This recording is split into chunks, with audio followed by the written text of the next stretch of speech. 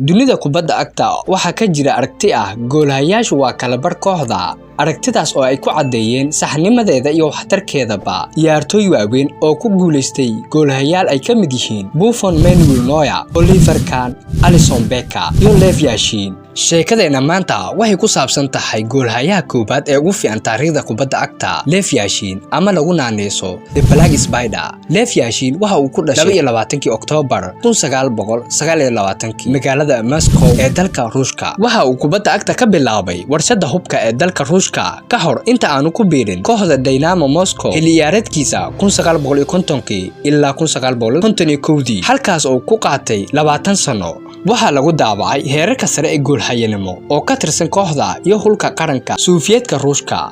Black Spider wuxuu ku guuleystay koob badan oo wadareed ah gaar ahaan koobkii midowga Soviet 5 jeer, koobkii Yurub ee 1960. sidoo kale waxa uu horseeday dalkiisa inuu u soo baxo koobka adduunka 4 jeer oo isku xigta intii u dhaxaysay 1958 ilaa 1970 halkaas oo ay kooxdu ku dhameysatay kaalinteeda afraad. 1966 koobkii adduunka ee ugu fiicnaa taariikhdiisa. marka la eego heerka shakhsiga ah, Lev Yashin waxa lagu tiriyaa goolhayaha kaliya ee taariikhda kubadda cagta ku guuleystay abaalmarinta kubadda dahabka sida ciyaaryahanka ugu fiican adduunka kadib markii uu ka sara maray ciyaaryahano waaweyn sida Pele.